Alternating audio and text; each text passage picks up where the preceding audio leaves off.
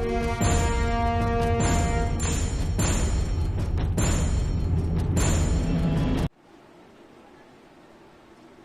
dear students, welcome back on this channel Ajit Mathematics. We are reading chemistry. Chemistry में हम लोग विलयन, collide और निलंबन तक पढ़ चुके हैं। इसके बाद आज सीखेंगे मिश्रण के अवयवों का पृथक्करण, separating of the components of a mixture. मिश्रण में बहुत से प्रकार के अशुद्ध या अवांछनीय पदार्थ मिले होते हैं। जैसा कि हम जानते हैं, हमारे दैनिक जीवन में उपयोग में आने वाली बहुत से पदार्थों को हमें एक साथ उपयोग करना संभव नहीं होता। उसमें से अवांछनीय पदार्थों को अलग करने की जरूरत पड़ती है। तो यहीं पर आवश्यकता होती है कि हम उसके अवांछनीय पदार्थों को किस तरह से अलग करें। मिश्रण के भौतिक गुण होते हैं, जैसे कणों का आकार होता है, घुलनशीलता, घनत्व, चुंबक के प्रति आकर्षण होता है, वाष्पशीलता, क्वथनांक, द्रवणांक इत्यादि। तो अवयवों के भौतिक गुणों में इस भिन्नता का उपयोग मिश्रण से अवयवों को अलग करने में किया जाता है। मिश्रण के बारे में आपको पता है कि मिश्रण समांगी होते हैं या विषमांगी होते हैं, दोनों तरह के होते हैं। तो विषमांगी मिश्रण के एलिमेंट्स को हम साधारण भौतिक मेथड से अलग कर सकते हैं, जैसे हाथ से चून करके, चलनी से चाल करके। घरों में अक्सर देखा जाता है, चावल बनाते समय उसमें से अवांछनीय पदार्थों को, जैसे छोटे छोटे कंकड़, पत्थर या किसी अन्य उसमें मिले हुए जो कि अनावश्यक पदार्थ हो, हाथ से चुन करके माताएं बहनें अलग कर लेती हैं। छन्नी से छान करके भी अलग किया जाता है। फटकना, ये घर में आपने देखा होगा, तो फटक करके भी मिश्रण के अवयवों को अलग किया जाता है। ओसाना, धान के और गेहूं के सीजन में आप लोग देखते होंगे किसानों के द्वारा कि किस तरह से धान और गेहूं से अवांछनीय पदार्थों को वो ओसा करके अलग करते हैं। चाय बनता है और चाय की पत्तियां उसमें घुली रहती हैं, जिसको कि छन्नी से छान करके हम अलग कर देते हैं। इसी तरह से यदि बालू और लोहे के चूर्ण को मिला दिया जाए तो उसको अलग करने के लिए हमें चुंबक का उपयोग करना होगा, क्योंकि लोहा चुंबकीय पदार्थ है और चुंबक लोहे को अपनी ओर आकर्षित कर लेगा। तो इस तरह से भौतिक गुणों के आधार पर अलग करने की कई विधियां हैं। आइए हम एक एक करके उन विधियों का अध्ययन करेंगे। विषमांगी मिश्रण को तो हम साधारण भौतिक तरीके से अलग कर सकते हैं, लेकिन समांगी मिश्रण जब होता है तो उसके लिए हमें साधारण तकनीक से काम नहीं चलता है। यानी फटक करके, ओसा करके, चलनी से चाल करके, हाथ से चून करके नहीं अलग कर सकते हैं। तो उसके लिए एक विशेष तकनीक की जरूरत होती। यहाँ पर एक प्रश्न हमने लिया है, रंग वाले घटक को नीले या काले रंग की स्याही से कैसे पृथक कर सकते हैं। ये टॉपिक है एनसीईआरटी बुक का और ये प्रश्न के रूप में भी पूछा जाता है। रंग वाले घटक यानी डाई, जिसको डाई कहते हैं, जिस डाई रंग को ही कहते हैं, तो नीले अथवा काले रंग की स्याही से कैसे अलग कर सकते हैं। तो इसके लिए एक प्रयोग है, एक्सपेरिमेंट है। प्रयोग है कि एक बीकर लेते हैं। बीकर आपने प्रयोगशाला में देखा होगा।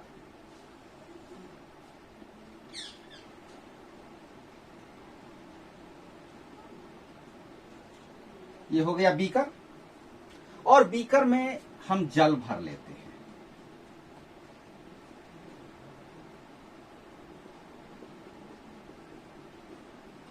एक बीकर लेकर के उसमें आधा जल से भर देते हैं और बीकर के मुख पर जो ऊपरी भाग है वहां पर एक वाच ग्लास, ये है बीकर, बीकर में ये है जल, ये है वाच ग्लास।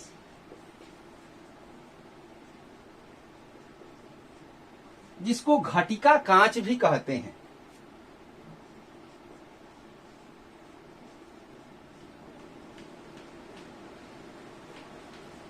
घटिका का अर्थ होता है घड़ी।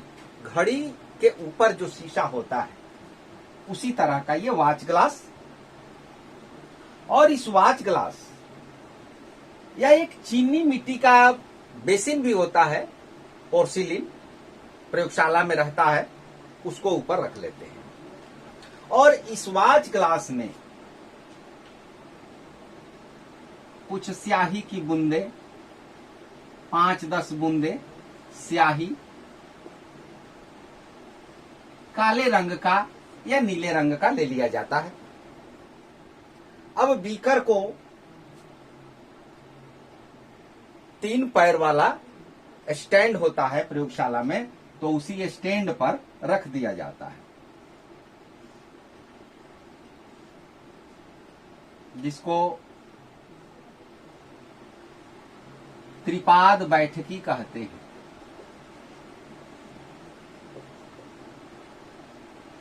ये 3 पैर वाला स्टैंड होता है, उस पर रख देते हैं और बीच में तार की जाली रख दी जाती है। तार की जाली रखने का कारण यह है कि जब इसको हीट करेंगे, गर्म करेंगे, तो डायरेक्ट कांच पर लौ न जाए, तार की जाली से हो करके उष्मा बीकर तक पहुंचे।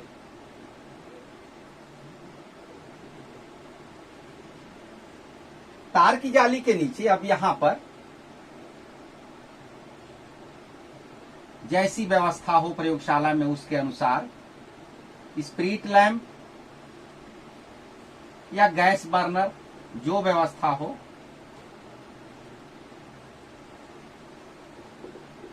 स्पिरिट ज्वालक, इससे हम गर्म करते हैं, या गैस बर्नर जैसी उपलब्धता हो आपके लेबोरेटरी में उस तरह से आप करेंगे।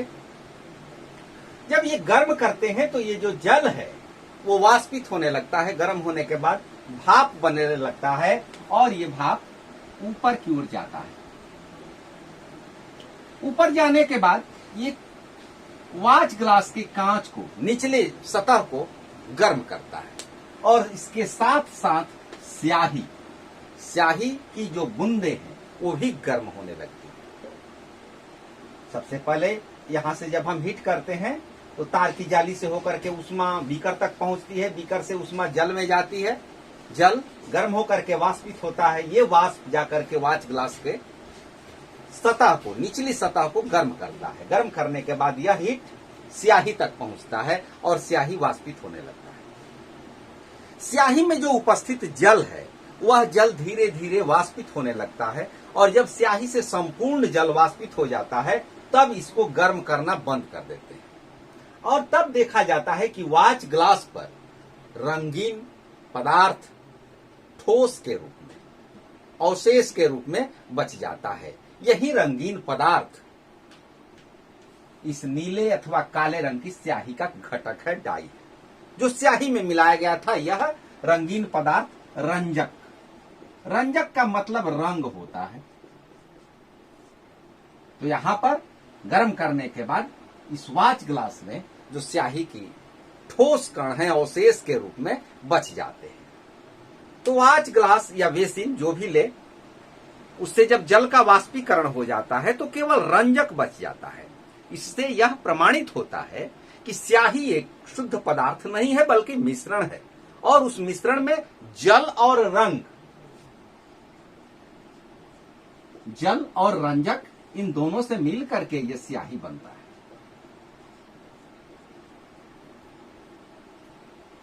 तो इस प्रकार विलायक, इसमें विलायक कौन हुआ? जल हुआ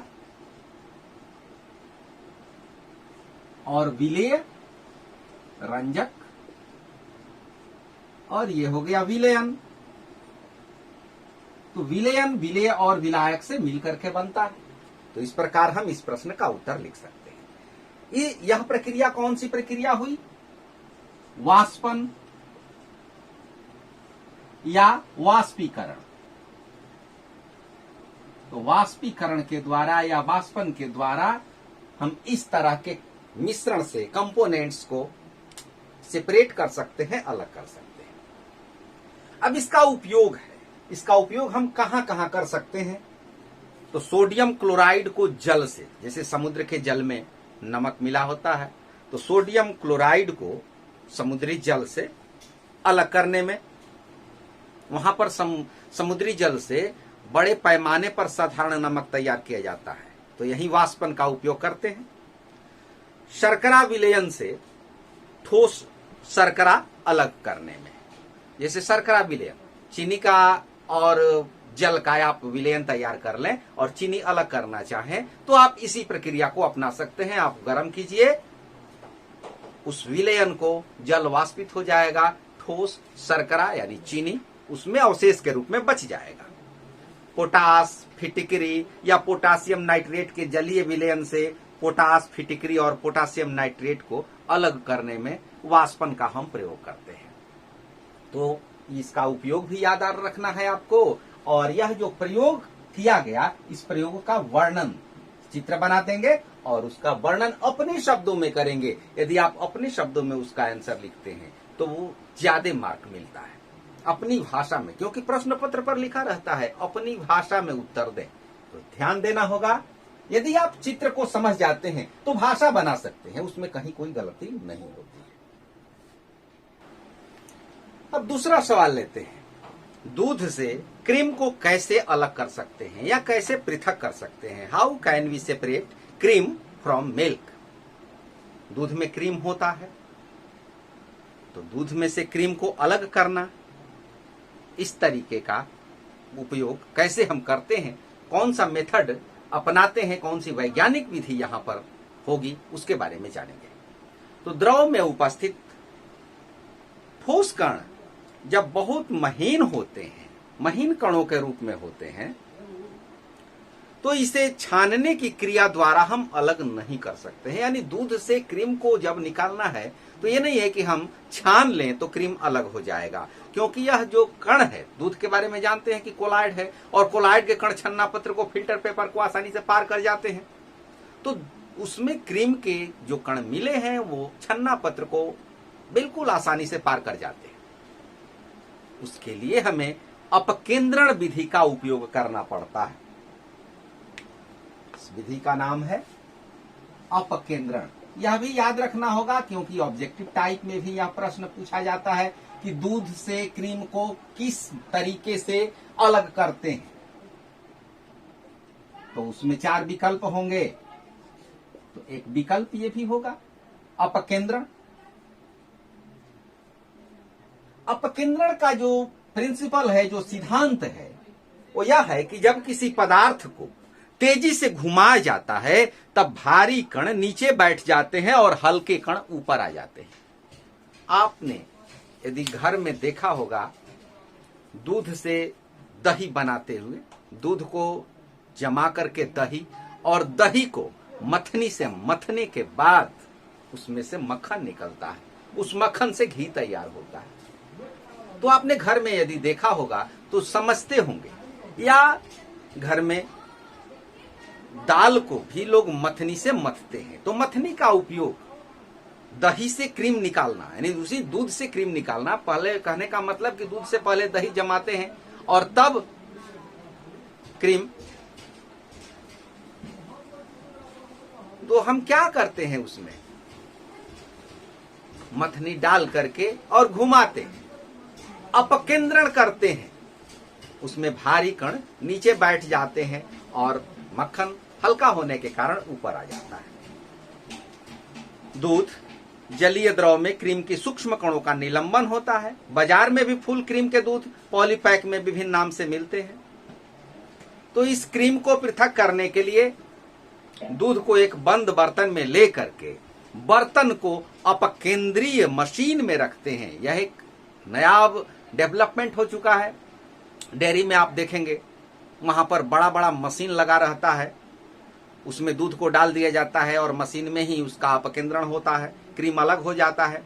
दूध में निलंबित कण जो क्रीम के रूप में रहते हैं उस पर अपकेंद्रण बल कार्य करता है, उन्हें बर्तन की तली में जाने के लिए बाध्य कर देता है और क्रीम दूध से अलग हो जाता है।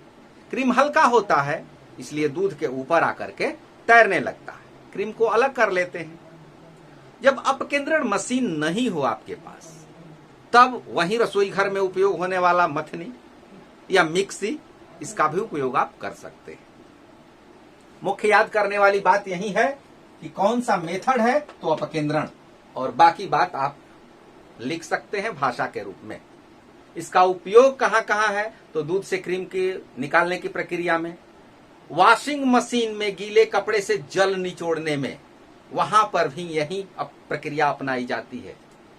जांच प्रयोगशाला में जहां पर ब्लड का टेस्ट होता है, यूरिन का टेस्ट होता है, यानी रक्त और मूत्र की जांच में भी इसका उपयोग होता है। साथ ही साथ अभी दही से मक्खन निकालने का, यानी और उस मक्खन से घी बनाने का, तो इसको भी आपने सुना। तो यह 2 नंबर का प्रश्न आएगा तो पूरा लैंग्वेज में लिखना होगा। 1 नंबर का विकल्प पूछेगा कि किस तरीके से हम अलग कर सकते हैं, तो यही ज्यादातर संभावना इसमें, इस प्रश्न में यही रहती है। अगले प्रश्न को देखेंगे। अगला प्रश्न देखें, 2 अघुलनशील द्रवों के मिश्रण को कैसे पृथक कर सकते हैं। यह 2 बार रिपीटेशन हो गया था। 2 अघुलनशील द्रवों के मिश्रण को कैसे पृथक कर सकते हैं। अघुलनशील द्रव जैसे कि तेल और जल, इसका मिश्रण लिया जाए, मिला दिया जाए, तो इनको अलग करना है। कैसे अलग करेंगे सोचिए। इसके लिए पृथक्करण कीप का उपयोग किया जाता है। पृथक्करण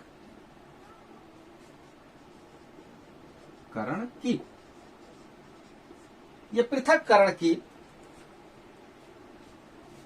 इस तेल और जल के मिश्रण को अलग करने का काम करती है।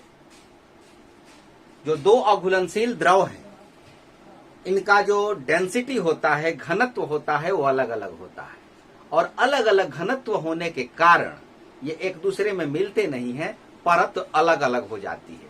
जैसे तेल में जल को या जल में तेल को आप मिला दें, मिला करके छोड़ दें कुछ देर, तो थोड़ी देर के बाद वो दोनों अलग हो जाते हैं। जल नीचे होगा, तेल ऊपर आ जाता है। तो उसके लिए इस तरह का एक कीप होता है।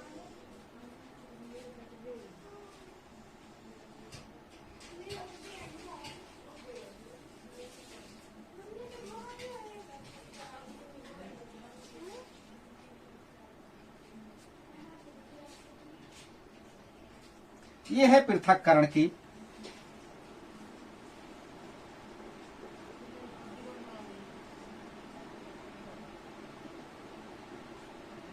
और इसमें मिश्रण को ले लिया जाता है।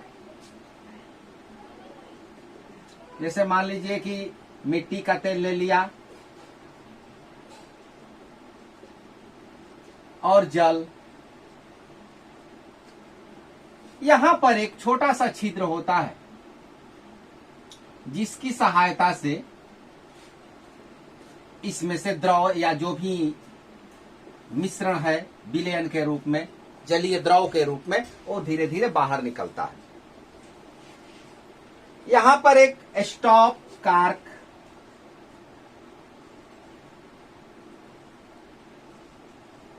स्टॉप कार्क, जब चाहे तो इसको बंद कर दे, जब चाहे तो इसको खोल दे, ये लगा होता है। जब मिट्टी तेल और जल को हम मिलाएंगे तो यह मिट्टी तेल ऊपर होगा और जल नीचे आ जाएगा। तो मान लीजिए कि मिला दिया गया और यहां पर हम एक सेपरेशन लाइन खींच देते हैं, एक विभाजन रेखा खींच देते हैं। मान लिया जाए कि यहां से नीचे ये जल है और ऊपर में मिट्टी तेल है। नीचे कोई बर्तन ले लिया जाए। प्रयोगशाला में जो बर्तन होता है उसको नाद कहते हैं, ऐसे इस तरह का। इस बर्तन में अब स्टॉप कार्क को हम खोल देंगे तो यहां से बूंद बूंद करके जल इसमें धीरे धीरे भरना शुरू हो जाएगा और यह ऊपरी सतह, ऊपरी लेवल जो है वो नीचे आना शुरू होगा। अब ध्यान ये रखना है कि जब पूरा जल यहां से निकल जाए तो हम स्टॉप कार्क को बंद कर देंगे और मिट्टी का तेल जो है इस पृथक्करण कीप में ही रह जाएगा। तो इस तरह से हम मिट्टी तेल या किसी भी 2 अघुलनशील द्रवों को अलग कर सकते हैं, क्योंकि उनका घनत्व अलग अलग होता है और घनत्व के आधार पर ही उनको हम सेपरेट कर सकते हैं। तो यह तरीका याद रखना होगा। इसका यदि ऑब्जेक्टिव आए तो पृथक्करण टीप याद रखना होगा। चित्र यदि आपके दिमाग में बैठ जाए तो आप लैंग्वेज में आंसर डायरेक्ट लिख सकते हैं। अभी और विधियां हैं और क्वेश्चन है इस टाइप के, जिनको कि हम अगली क्लास में सीखेंगे। Thank you, all the best.